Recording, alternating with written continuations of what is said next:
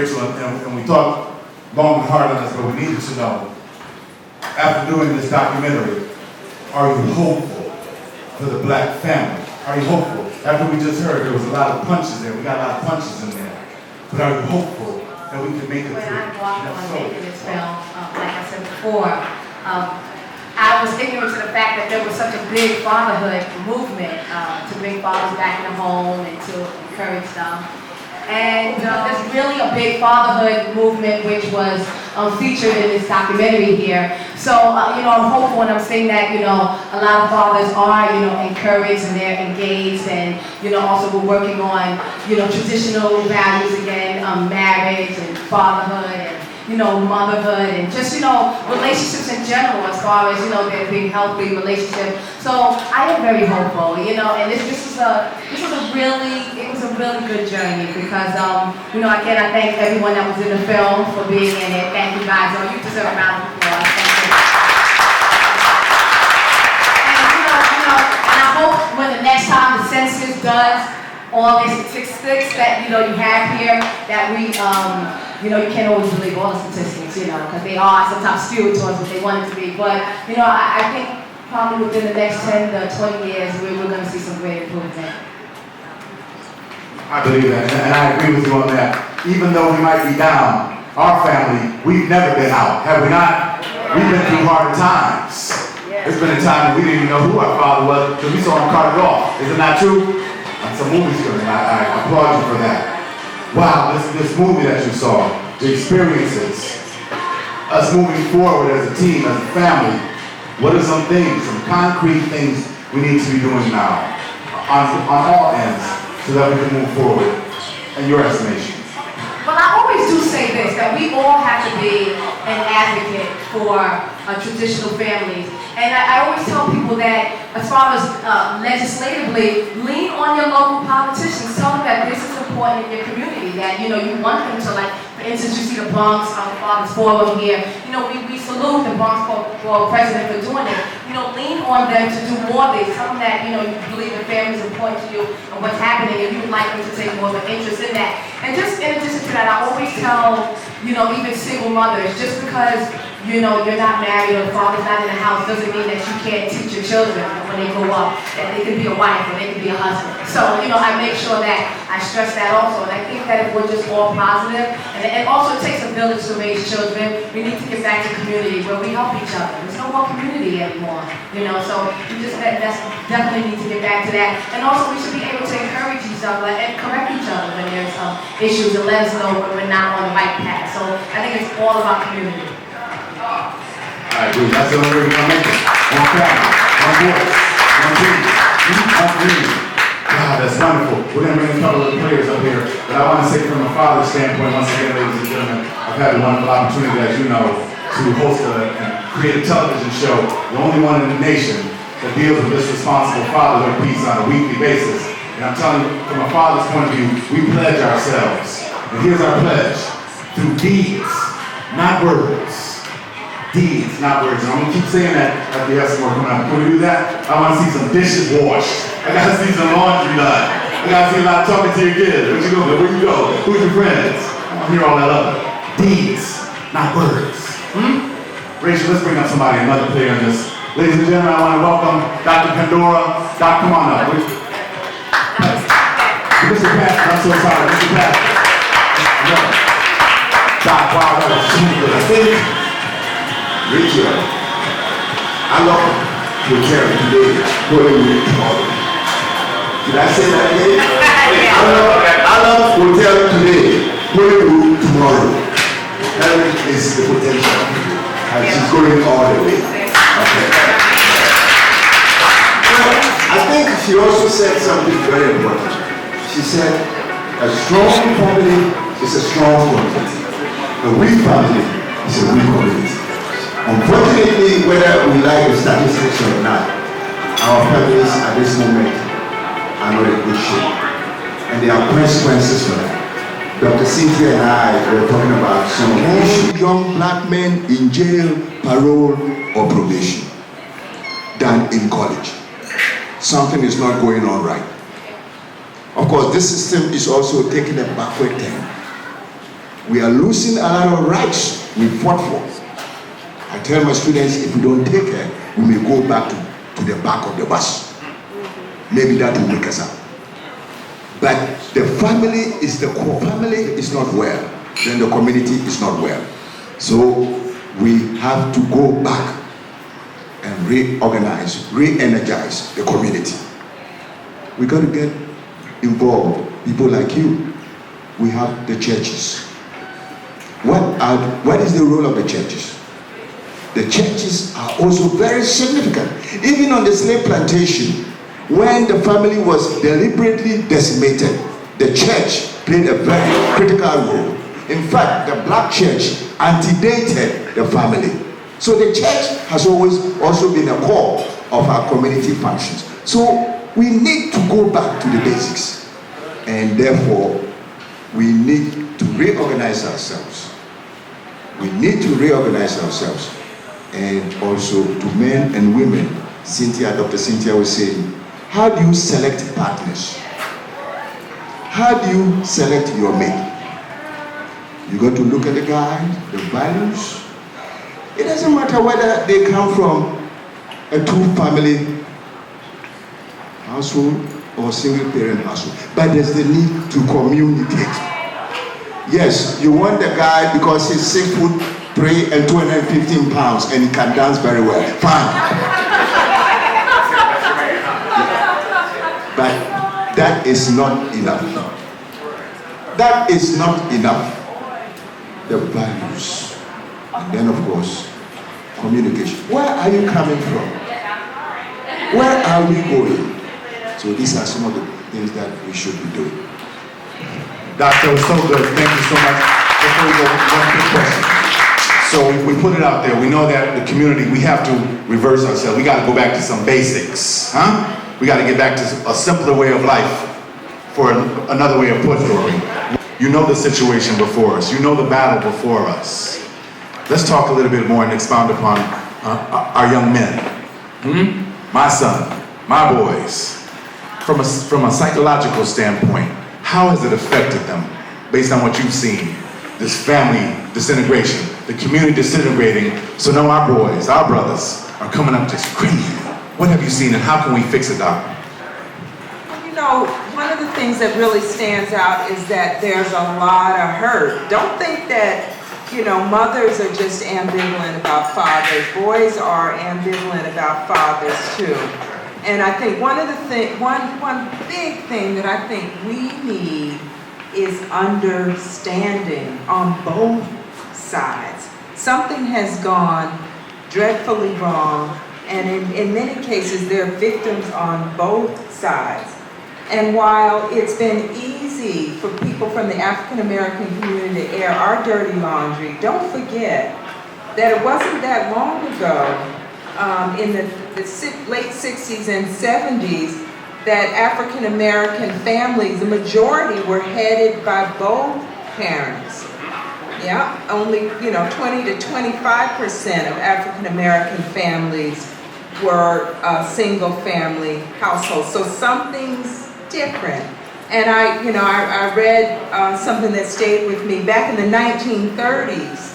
Because of economic conditions and other conditions, the Jewish community in New York City had a big problem with fathers deserting the families. So much so that Jewish newspapers ran galleries of missing fathers. And a lot of what I hear from fathers is, we don't have anything to give, right? I think that point about it's not the money, it's your time that's really important was very, very important. That was a significant message because there's a lot of shame with, in this kind of society, with not being able to give your kids things. And so we need to teach boys that really giving emotionally to partners, giving emotionally to children is a key thing. And a lot of, right now it's rough. You gotta be send across the message that you're tough. I know with some of the little boys that I've worked with, if I express some kind of tenderness, they go, oh, Dr. Grace, you all open. I can't do that. That'll get me killed. So we got to send, it's our responsibility to socialize our children about emotions, and I think we don't do that very well. And mothers, please, never, don't say anything negative about fathers. We need to protect the relationship between children and their fathers. Don't dog the fathers. Say put them in the best light that you can. Deal with your own anger with their fathers yourself. Do not use the children as pawns. Just really try to understand that we're all struggling. It's really, really hard. And what's changed from the 1960s to the 1970s? Social policies. There were policies, and I think you mentioned it, that pushed men out of the households, that gave the message that you were better off without a man. There were social workers, I remember back in the day, who used to come in and they're looking for a man. Remember the movie Claudia? Yeah, men, Claudine, hiding in the closet, right? So, there have been social policies that have been problematic and hostile to fatherhood. So, we got to get back to basics. Now, I've been around a very long time. I'll be 60 in a couple of months. And I remember when I was a young woman, and I started dating, you didn't just go out with somebody. They had to come and sit in your house. For a long time. That was courting. They sat in your house and your mother and your father gave them lemonade or whatever. But they looked them over. And it was a long time before you would actually venture out, with somebody. And a lot of times you couldn't. And so I would be real nervous, after the guy would leave, because my father would go, that one was a jitterbug. Meaning, no, he's not coming back here, right? That one was a jitterbug. And then he would also tell me about, what he thought was good about somebody. So he helped me pick mates, right? And that's one important role. And, the fathers were protective too. Back in the day, you remember the shotgun marriages? You didn't just get somebody pregnant. You didn't do that because fathers and uncles would pay you a visit and remind you in a very strong way of what your responsibility is. And so I think what we need to get back to is a certain level of accountability. I got a real cute son. He's fine. 20-something, and he was trying to be a little minor player, and I sat him down and said, you can't do this like this. You got to be honest, let people know where you're coming from, be respectful, don't just play, these young ladies like this is some sort of game. So we need to socialize our kids about relationships and and the fact that it's a responsibility. So what we've said, you really said it all. I want to applaud you, right? I just want to echo that we need to get back to basics and accountability and really have understanding and know that the problem is much bigger than all of us. Thank you. Thank you, Doc. And I can assure you, we're going to get back to it. We're not going to keep saying we need to get back. We've been hearing that for a little while now. We need to. Family, we get back to it. Bottom line. Ain't gonna be no jitterbugs at the house. That's good one, jitterbug. You got it. I feel very passionate about it, as you say. But not only did I feel passionate, I felt a need to be proactive and responsible for society and do the best that I could do to make a change.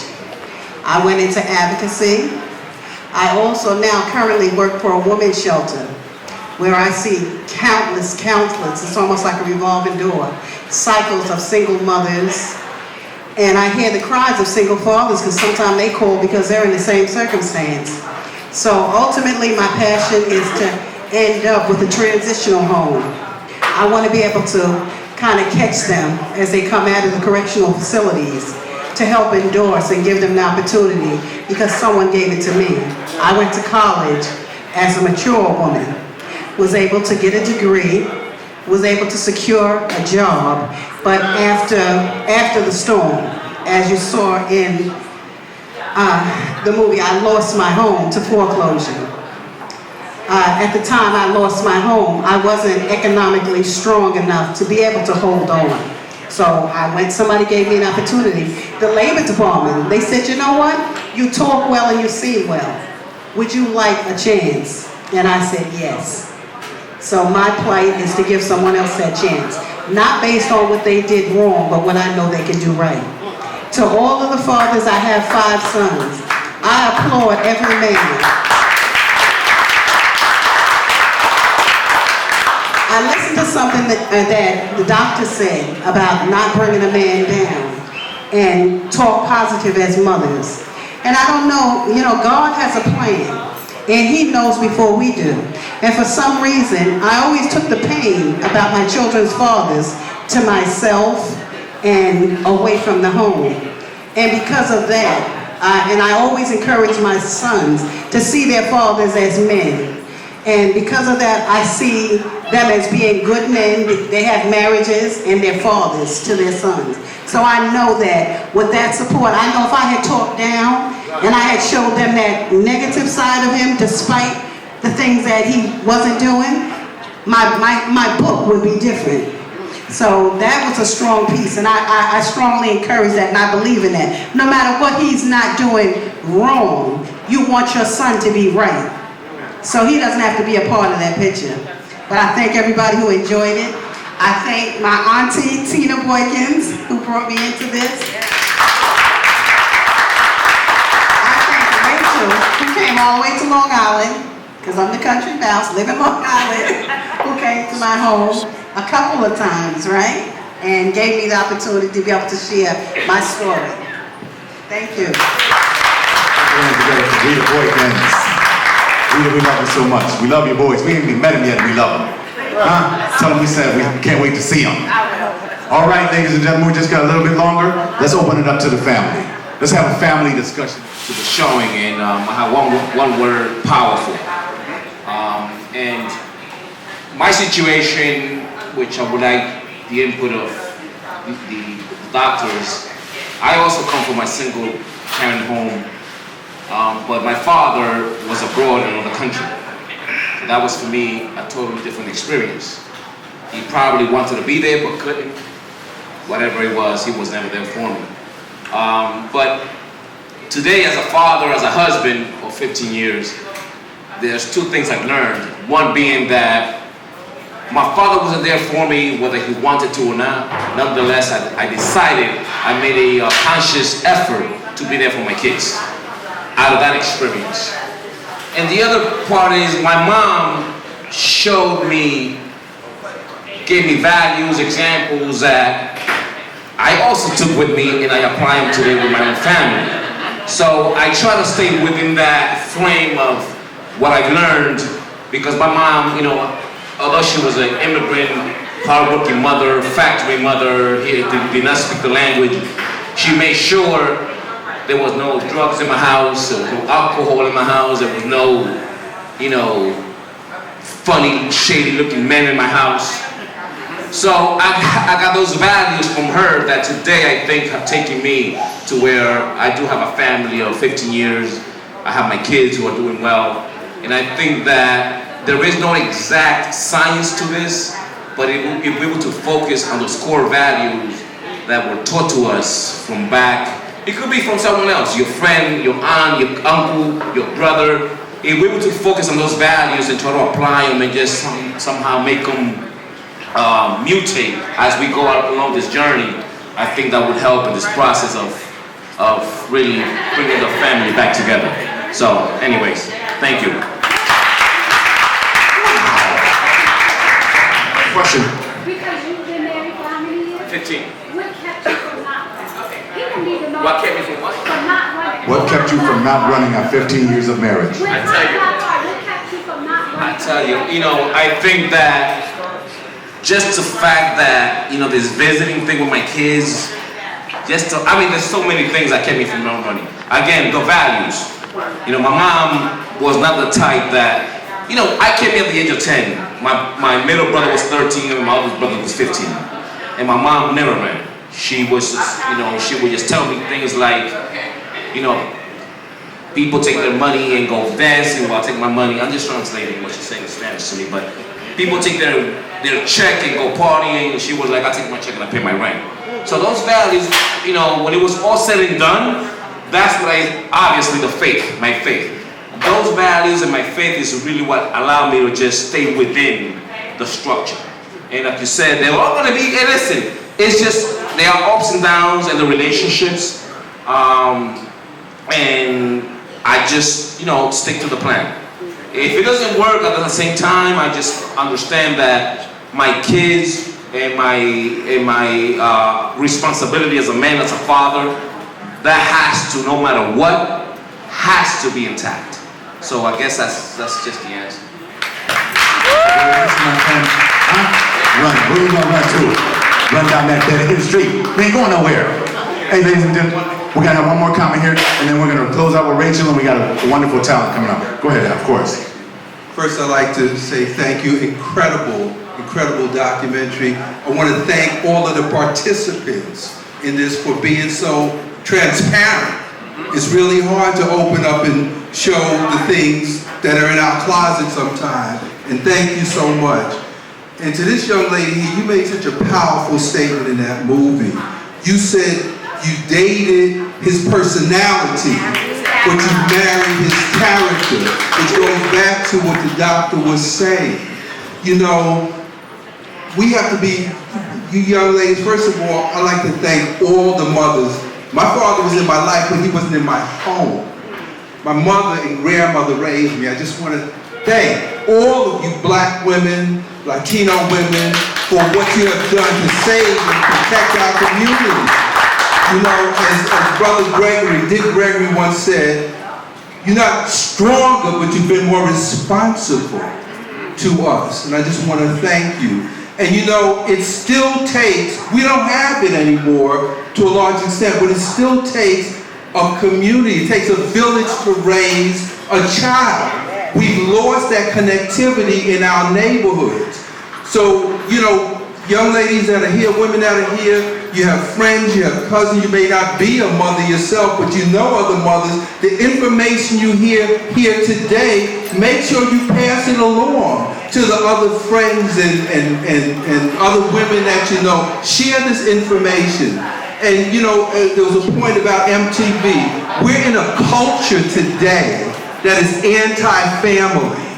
This culture works towards destruction of family, not uplifted and protected. So there's an additional burden and responsibility on parents to monitor the kinds of information that our children are exposed to. That's part of parenting today. What are they looking at? You can't monitor everything they're doing when they're out in the streets because you don't know who these people are that they're around. But when you have family events, expose them. Ask other uncles and brothers who have good character to participate in their life. Ask them maybe one time a month.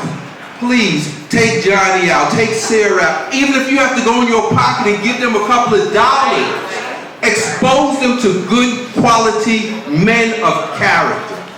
Okay, God bless you all. Thank you so much. My friend, thank you so much. On your busy schedule to come to the premiere of On My Own. And please share it. Please share the trailer. Please let people know what you saw tonight. Let's keep getting the word out here. So on that note, I have the pleasure of introducing, we got a performance for you. So I want you guys to get up on your feet. I'm going to introduce Young X, Tricky, soundtrack, all right. How y'all doing, people? So how y'all doing today, people? Alright. There's a lot of beautiful faces in here. Just feel the love right now. I want to thank Rachel for involving me in this project. We're on the soundtrack. The song that I'm about to perform with my friend Tricky right here is On My Own. And you know, it's just the oldest single mother. So whenever you're ready to play it, you know, go ahead. Hey.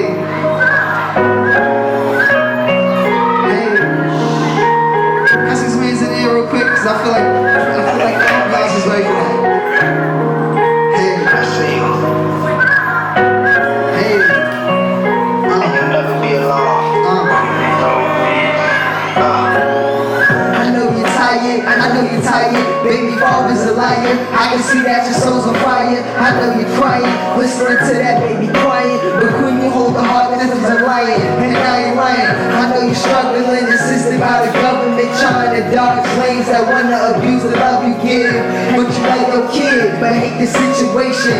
Got you wondering, damn, maybe I should've waited. Feeling mistaken, your heart is shaking. Chasing the nigga, thinking about all of the time you wasted. Another piece that's in the puzzle of life. Because of him, you had to love your life. It's so right, and you gon' show the love that you didn't give. Cause nothing in this world matters to you but your kid. I know you gotta struggle so your baby won't be hungry at night. But in due time, I swear, everything be alright. It's alright. Everything's gonna be alright, alright. Baby, please don't cry no more, no more. You don't have to suffer at night. Everything's gonna be alright, alright.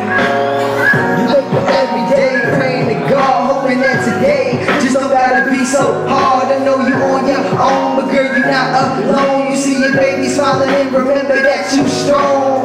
Incredible woman, so thankful you've been built. I wanna nurture your spirit so that it will never melt. If I can help with some milk, I'd gladly give you the cash. Just that means you don't gotta hit the pole and go shake your ass. I ain't judging you, and I ain't knocking you, but I can see through you without using binoculars. You don't do it for the money and fame, you do it for that little girl that know mommy your name. So sister, keep on with your head held, and sister, hold your shoulder with your hand held. And baby, don't you worry about a man's wealth, just worry about your damn self. Huh? Everything's gonna be alright, alright. Baby, please don't cry no more, no more. You don't have to suffer at night. Everything's gonna be alright, alright. Yeah. I want to thank all y'all that was part of that community. If you like what you heard, you can find me on YouTube. I recently had to change my name due to copyright issues, X Jones now. So if you're familiar with that, pip.com, I have a mixtape out. You can find it, purchase it for free, and just download it. If you like the music, spread the love. Thank you guys. Yeah, we just finished watching the premiere of my own documentary by the great Rachel Bradshaw. It was definitely great. It was a good experience for everybody. You know, I would recommend that everybody check it out. Check the trailer out on YouTube. You know, the important thing is getting fathers and mothers involved into our kids' lives and trying to get everything working for everybody, marriage, both sides of it, but check it out. And what about you? Yeah, I totally agree. I think that if you haven't seen it, it's a great documentary for you to see, because you also have to figure out where you are in your life, where you want to be, where you thought you should have been. And what this video does, it brings it back to some traditional values, and lets you know where you are as a community. And from that, you can tell where you are as a person. Now, if you want to grow and elevate, and I'm sure we all do, you can go out and watch this video. This video will give you so many different tips and what to do, and the guideline is what you should do in your personal life to make sure that you don't get stuck in this trap, because it is a trap. And the best thing to do is to educate yourself, and that's what this video does. This film was very, very impactful. I wouldn't have missed it for the world. I mean, not only was it just a friend that was, you know, her first premiere, but also the content and what she was trying to educate us and keep in mind about single parenthood and how it affects us across the board. So I'm not a father yet. However, I find so much value in when I do become a father, to keep all this in mind and understand what's ahead of me. So this is one of the most touching videos I've ever seen. Congratulations to Rachel. I know this is a long time coming. I know Rachel for years when she started, where she was going, and I'm just so proud to see the outcome of her hard work. It was very powerful. It brought tears to my eyes, and I'm just very happy for Rachel. Congratulations.